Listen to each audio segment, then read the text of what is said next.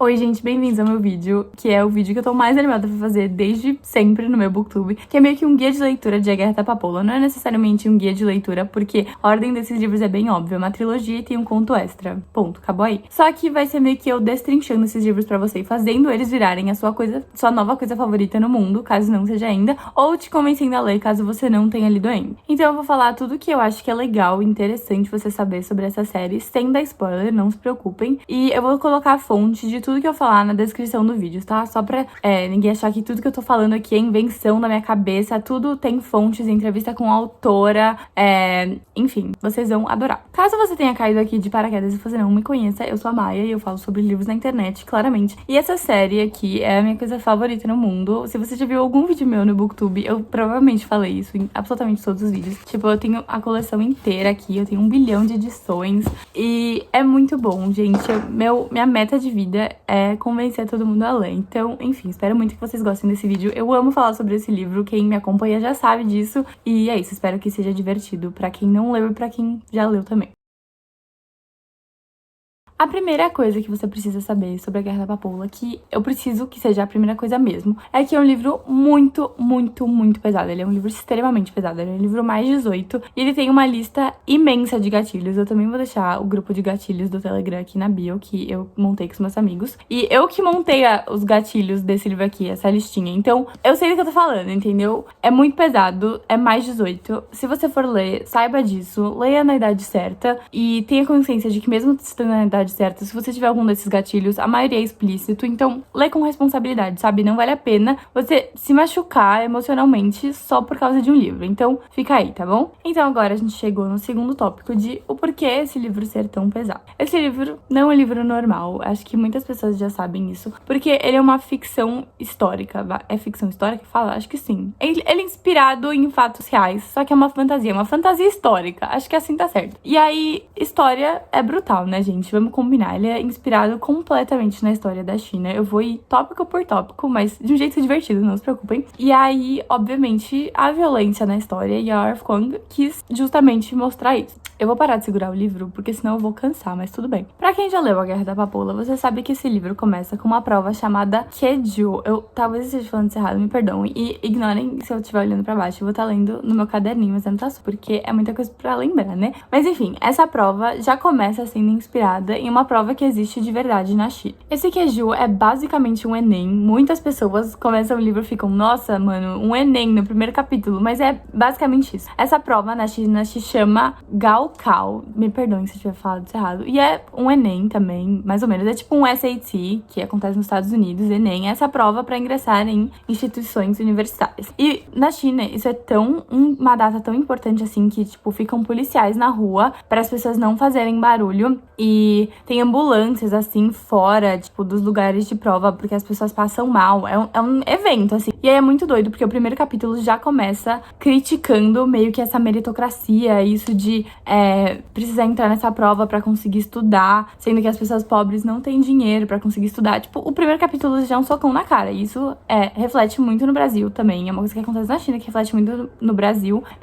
Então, isso já é inspirado em fatos reais. Literalmente, o primeiro capítulo. E uma coisa que a Arf Kwang falou já também é que a avó dela passou por essa prova, se eu não me engano. Então, a avó dela contava, assim, do nervosismo, não sei o quê. E a Arf Kwang consegue retratar isso perfeitamente. Eu não vou falar se ela passa na prova ou não, tá na sinopse, mas eu acho legal você descobrir se ela vai passar ou não. A protagonista, né, a Rin. Olha que neném. Enfim. E aí é inspirado na avó dela. Então, é muito legal, é muito pessoal. E é uma coisa que quem já fez o Enem, ó, sabemos o trauma. Outra coisa que eu acho importante você saber é meio que sobre o mapa desse livro. Pra quem já viu o mapa e já viu um mapa mundial normal, você sabe muito bem que isso aqui é praticamente a China e o Japão. China, Japão. Literalmente. Tipo, é inspirado nisso. Então, caso você esteja perdido, Nicara é inspirado na China. A Mugen Federation, eu não sei o nome em português porque eu só li esse livro em inglês. É Mugen, tá? A ilhazinha pequena é inspirada no Japão. E aí também tem umas pessoinhas nesse livro chamado Hesperians. E aí muitas pessoas não sabem quem são os Hesperians, acham que é os Estados Unidos. Na verdade, os Hesperians são o Império Britânico. E aí, inclusive, é muito legal você ler, porque ela maceta o Império Britânico, tipo, muito, porque eles são colonialistas, né, e tal, então tem muito esse tema, principalmente no segundo e no terceiro livro. No primeiro, não tanto, mas é legal você saber quem são os Hesperians já, assim, porque ela vai construindo esse plot e é impecável, sério. Outra coisa sobre o mapa é que você talvez perceba que tem uma ilha pequenininha do lado de Nikan, e essa ilha se chama Spear, e isso é inspirado em Taiwan. Então, vocês estão vendo como tudo ela pegou, assim, elementos da realidade e colocou numa fantasia. E aí, Spear, eu não vou dar spoilers, mas quem já leu sabe o que acontece nessa ilha. E aí, o livro fala muito sobre apagamento cultural e link na bio, de novo, porque eu não quero dar spoiler pra vocês, mas também é inspirado em fatos reais, algumas coisas que acontecem, assim. Obviamente, tudo é muito mais expandido, né, pelo entretenimento, mas é muito legal você ler esse livro, ou você ler sem saber nada e depois ir pesquisar essas coisas, porque é muito mais do que um livro, sabe? Eu sempre falo isso, parece, ai, que brega, mas é muito mais do que um livro, porque vocês vão chegar... Vai chegar na parte ainda, vocês vão ver. 3 coisinhas que eu vou falar por cima também, que inspiraram a Guerra da Papoula, pra finalmente chegar na grande revelação do que realmente inspirou esse livro e o fato dele ser tão pesado, são Hiroshima. Eu não vou explicar o que inspirou Hiroshima, porque é uma coisa que acontece lá no final do livro só, e é um baita de um spoiler, mas se você já leu o livro, pensa em tudo que acontece, e aí eu acho que você vai conseguir relacionar Hiroshima com o livro. E aí acontece uma coisa muito interessante, que na vida real, Hiroshima, né, esse acontecimento horrível, desencadeou algumas coisinhas, assim. E no livro também vai desencadear coisinhas. Então é muito interessante. Gente, eu amo história, caso você não tenha percebido. Tipo, minha matéria favorita da vida. E eu literalmente quero muito estudar história depois. Eu faço cinema e eu quero muito fazer história depois. Então eu fico muito emocionada, porque é muito legal o jeito que ela constrói tudo. E as outras 2 coisinhas que eu vou falar por cima também são genocídio, assim, meio no geral, mas eu vou explicar melhor, vocês vão ver. Mano, que confusão de vídeo, né? Enfim. E a outra coisa são as guerras do ópio. Então, acho que todo mundo estuda isso na escola, e é isso, tem muito também no livro. Gente, literalmente chama A Guerra da Papoula. Pra quem não sabe, papoula é uma flor e o ópio vem dessa florzinha, então, drogas. Tá, agora que a gente passou esses tópicos históricos rapidinho, inclusive tem muito mais coisa que eu vou falando ao longo do vídeo, e meio que esse vídeo é focado no primeiro livro, porque se eu for falar de tudo que inspirou a trilogia inteira, a gente vai ficar aqui até amanhã. Mas enfim, chegando ao ponto principal, o que realmente inspirou a Guerra da Papoula foi o massacre de Nanquim. Então, nesse livro tem uma cidade chamada... Ih, quase que eu dou spoiler, gente, ignorem. Tem uma cidade aí e... ela é inspirada em Nanquim. Mas o que aconteceu em Nanquim? Durante a Segunda Guerra Mundial, o Japão invadiu a China e eles entraram nessa cidade. Eles completamente massacraram a cidade. Tem um livro chamado O Estupro de Nanquim, que foi escrito pela Iris Chang. E ela meio que foi a primeira pessoa que juntou vários fatos sobre Nanquim e escreveu um livro inteiro. Porque eu já li o comecinho desse livro, é bem pesado, inclusive. E ela conta logo no comecinho que você não encontra sobre esse massacre em livros de história. É muito difícil de encontrar. Se você encontra, é tipo partezinhas pequenas, escondidas. E isso aconteceu durante a Segunda Guerra Mundial, na Segunda Guerra Civil Japonesa. Eu não vou dar detalhes sobre o que o Japão fez, porque é horrível. Quem já leu dito capítulo, eu não vou falar exatamente qual capítulo é, porque talvez as pessoas não queiram saber, mas eu vou deixar na descrição também qual capítulo que acontece esse massacre.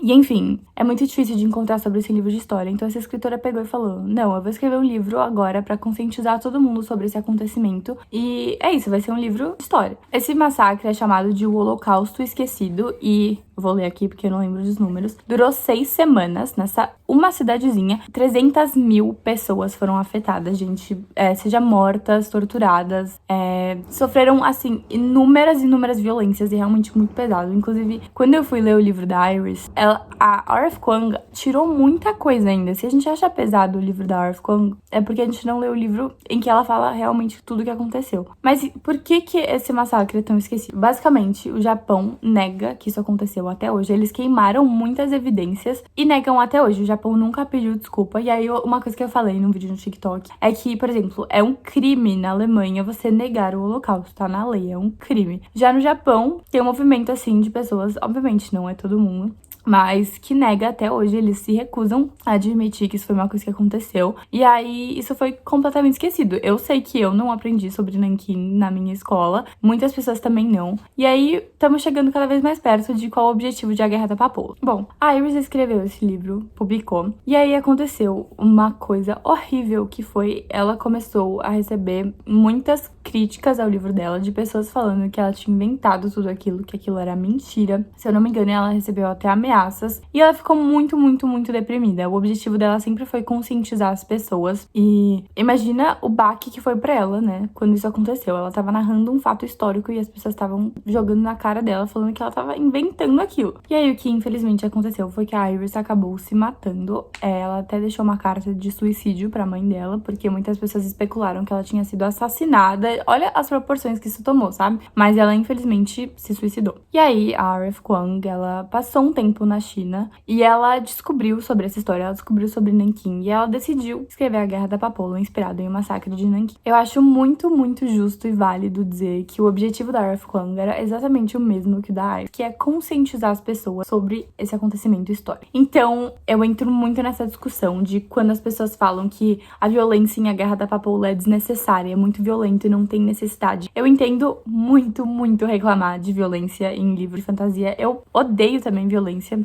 E realmente, na maioria dos livros de fantasia é desnecessário. Não tem essa de, precisa ter assédio pra ser realista, porque é uma época medieval, sabe? Não, isso é escroto. Mas eu acho que não faz sentido ela tirar essa parte pesada desse livro, quando foi exatamente isso que inspirou o livro, e quando o objetivo dela era conscientizar as pessoas sobre isso, mesmo que fosse num livro de fantasia, porque as pessoas obviamente vão pesquisar sobre, e eu acho que ela tá cumprindo o objetivo dela, sinceramente. Então eu acho genial, genial. Ela pega e ela escreve esses personagens cativantes, esse mundo cativante que te prende, esse sistema político, sistema mágico que vai te prender, assim, tipo, gente, é muito pesado, mas é muito divertido, juro, é engraçado. Eu arrisco dizer que é engraçado, muitas pessoas leem também, acham engraçado, porque a protagonista é uma comediante, apesar das partes pesadas. Só que quando é pra ser pesado, ela leva a sério. Ela leva o livro a sério, ela não mata o próprio livro, sabe? E não faz sentido ela tirar a parte pesada quando é justamente sobre isso que ela quer falar. Mas, novamente, você não é obrigado a ter estômago e você não é obrigado a ler. Isso eu acho importante.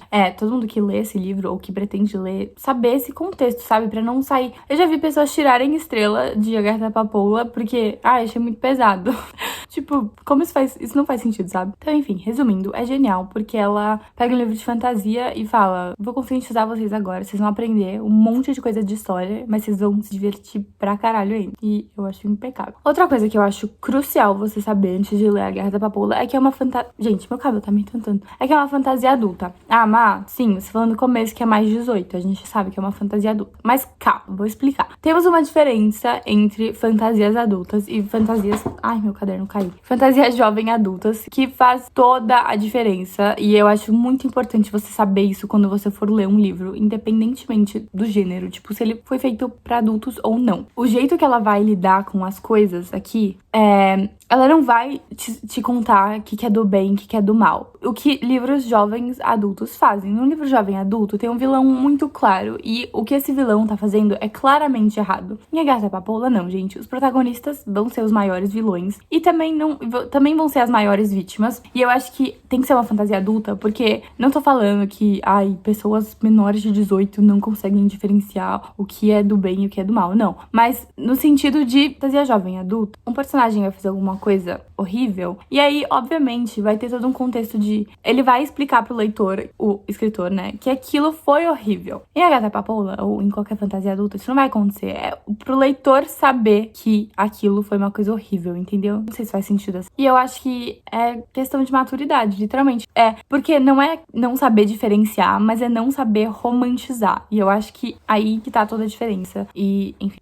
Não só isso, como A Guerra da Papoula vai lidar com guerra de um jeito muito realista. Não vai ser romantizado que nem livros jovens adultos. Então, a Kotar não é necessariamente jovem adulto, porque tem os hots, mas vou exemplificar o jeito que a Kotar lida com guerras, porque eu acho que praticamente todo mundo já leu a Kotar. A Kotar é muito romantizada, gente. A Kotar tem um lado claramente bom, um lado claramente do mal. ninguém vai morrer. Se a pessoa morrer, ela vai reviver. E vai dar tudo certo no final. E vai ser lindo. E vai ser uma grande batalha. E depois não vai ter consequências de guerra. Afinal, tudo é lindo. E o sol está brilhando novamente no céu. Em Carta pra Paola, não. Em Carta pra Paola, ok, vai ser uma batalha épica, incrível de ler, sim. Mas vai mostrar as consequências disso. E vai ter consequências, porque a guerra principal acontece no primeiro livro, gente. Tem mais dois. Aí você me pergunta, o que acontece nesses dois? Consequências da Primeira Guerra, literalmente. Vai ter morte. Gente, ela não poupa, assim, os personagens. Sério, ela mata, porque é isso que acontece numa guerra real. E é brutal. E é perfeito, assim. Ela também leu muitos livros sobre estratégia militar pra escrever esse livro. Então, é muito divertido ao mesmo tempo. Nossa, que horrível falando que é divertido, mas é. Senão não seria, tipo, o livro gigante que ele é. E... ai, sério, eu amo essa escritora, que ódio.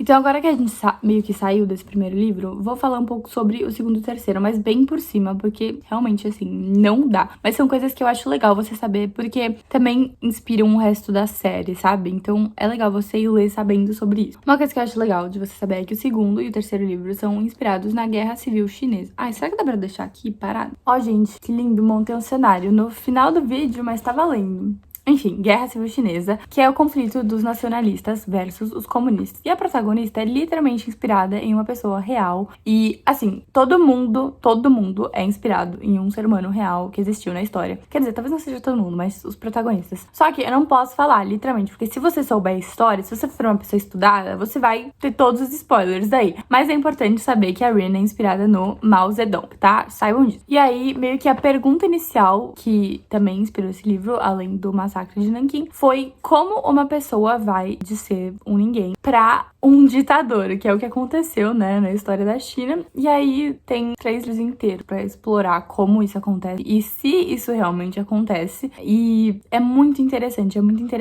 o arco de personagem desse ser humano, de todos os personagens. Inclusive, tem, tipo, os melhores arcos de personagem que eu já vi na vida, assim, é surreal. Eu, quando eu fui reler essa série pela segunda vez, eu li o primeiro livro e eu ficava, quem são essas pessoas? Porque eles mudam tanto até o final. É impecável de ver, juro. Outra coisa muito, muito legal que é explorada nesse livro é o colorismo. E aí uma história que a Arif Kwan contou é que nesse tempinho que ela passou na China, ela sofreu muito, muito. Ela mesma falou numa entrevista, vou deixar o link na bio também. Na bio não, na descrição. Que ela ficou em choque, porque a pele dela nem é tão escura assim. E as pessoas perguntavam pra ela, você é do sul, não sei o que, de onde você é? E ela ficou em choque com isso, porque é uma parte muito grande, assim, da cultura. E aí tem todo esse negócio de status, de quanto mais branca for sua pele, mais rico você é, mais lá em cima você tá. E aí ela explora muito isso no livro e é muito bom. Também vai falar um pouco sobre, vou arriscar dizer, feminismo. Tem, tipo, poucas mulheres nesse livro, não vou mentir, mas é proposital. Então, tem a Imperatriz, tem a Rin, que é a protagonista, tem a Venka e tem a Kara. E eu acho que é isso, simplesmente. As 3 que eu falei primeiro são minhas favoritas, porque elas são tão bem construídas, tipo, é surreal, assim. E aí no capítulo 5 acontece uma coisa envolvendo um útero, que quem já leu sabe que é brutal também. Tá, gente, agora eu não vou falar spoilers, mas se você não leu, você talvez fique um pouco perdido nessa parte, mas vem comigo, que aí quando você ler, você vai entender, você vai achar legal. Tipo, muitas pessoas leram essa parte e acharam incrível, ficaram, nossa, que legal, idolizando o que a Rin faz nesse capítulo. E aí a Arif Kwan, tipo, ficou tão puta, assim, que ela teve que virar pras pessoas e falar, gente, isso foi uma situação que eu construí pra vocês ficarem chocados e pra ser impactante, e pra ser absurdo, que ela tava numa situação tão, tipo, que ela se sentia presa, e tão tóxica, assim, né, aquele lugar, que ela se sentiu na obrigação de fazer isso, e as pessoas romantizando. Então, enfim, só um fato curioso pra hoje. Outra coisa, voltando nisso de feminismo, não sei se dá pra pôr assim, mas tem uma vítima gigante de estupro no livro, não vou contar quem é. E aí, uma coisa que a Arif Kwan já falou em entrevista também é que tem muita essa cultura em livros de fantasia de a mulher sofreu algum tipo de assédio, algum tipo de estupro. Game of Thrones, né? E aí ela vira muito mais forte. Isso deixa ela, sim, uma fodona. E a gente sabe que não é assim que funciona na vida real, né, gente? É uma coisa horrível pra acontecer com alguém. É uma coisa traumatizante. E a Arif Kwan quis mostrar isso também. Ela quis também dar um nome a pessoa, a qual isso acontece, não vou dar spoiler, mas é uma pessoa importante na série inteira, porque também muitos livros de fantasia tem algum estupro e é tipo alguma menina aleatória que ou a protagonista vê e aí vai salvar essa pessoa. Ela fala isso em entrevista também. E isso deixava ela muito irritada, sabe? Tipo, essa pessoa que foi estuprada, ok, é um personagem, mas enfim, é um reflexo da realidade. E essa pessoa nunca tinha nome e era puramente pra servir pro plot, sabe? E aí isso irritou a Orphan. E aí ela, lenda, novamente foi lá e escreveu todo um acontecimento em volta disso, que tem muito desenvolvimento. É um dos melhores arcos que eu já vi também. E é impecável, mas um gatilho muito, muito forte na Guerra da Papoula é estupro, porque foi uma coisa muito impactante que aconteceu em Nanquim também. Muitas mulheres foram, assim, muito violentadas. Então, vão com muito cuidado, gente. Inclusive, minha experiência própria, além desse livro, a primeira vez, eu fiquei branca, assim, pálida. Tipo, eu fiquei enjoada. Eu precisei parar de ler esse capítulo no meio, voltar, assim, à realidade, respirar e aí acabar. E aí eu acabei o livro, mas é bem difícil de ler. E a segunda vez que eu li, eu não necessariamente pulei, mas eu, assim, passei o olho, sabe? Porque é muito, muito pesado. Então agora, por último, uma listinha de coisas que também dá pra você perceber, se foram inspiradas em fatos reais. É a Grande Fome Chinesa, que é uma coisa que acontece nesses livrinhos aqui, que é uma consequência gigantesca da guerra, que é, tipo, eles ficam presos, assim, de um jeito que é desesperador. A mitologia, o horóscopo, as províncias. Na verdade, as províncias são inspiradas no horóscopo, as províncias que tem no mapa. São inspiradas no horóscopo chinês, se eu não me engano. A mitologia também, tipo, cada detalhe é muito pensado e muito mastigado e, ai, é muito bom, sério. E aí a magia desse livro é o xamanismo, né? Então, as pessoas conseguem, ai, gente, a magia, tipo, a melhor coisa que eu já vi na minha vida. As pessoas conseguem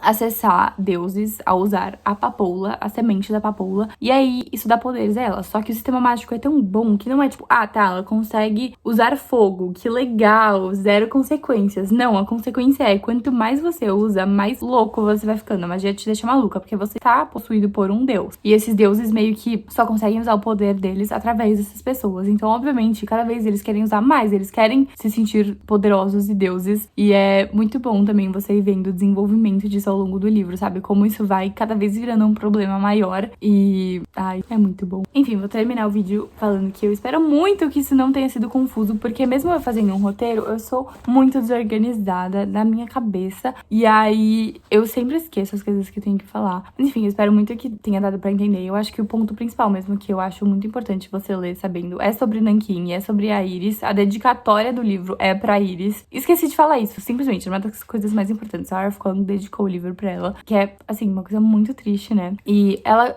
consegue colocar todos esses fatos históricos e tal de um jeito muito, muito divertido. Gente, não é à toa que eu já li isso aqui 1 bilhão de vezes.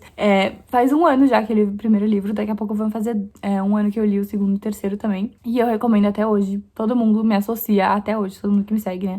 Até hoje, um monte de stories, as pessoas ainda me marcam lendo, porque eu não consigo parar de falar sobre essa série, porque ela me prendeu e me marcou muito, muito, muito, porque é divertido, sabe? Não é só uma bomba de informações históricas, é muito divertido. Então eu acho que vale muito a pena ler, se você tiver estômago, se você ficou interessado. Caso você já tenha lido, me conta se você sabia dessas coisas, me conta se você souber de mais coisas. Eu sempre descubro coisas novas sobre esse livro. Eu deixei de falar muitas coisas também, saibam disso, porque eu não quero dar spoiler. E eu quero que vocês também pesquisem sobre um pouco. Quando você acabar de ler esse livro, vai nos links que eu coloquei na bio. É muito legal você ir descobrindo e você vai juntando os pontinhos do que aconteceu no livro versus o que aconteceu na realidade. Obviamente, cuidado com spoilers, mas é muito, muito legal. É uma experiência muito única você ler esse livro e depois ir pesquisar as coisas, e acho que nada se compara, assim, sério.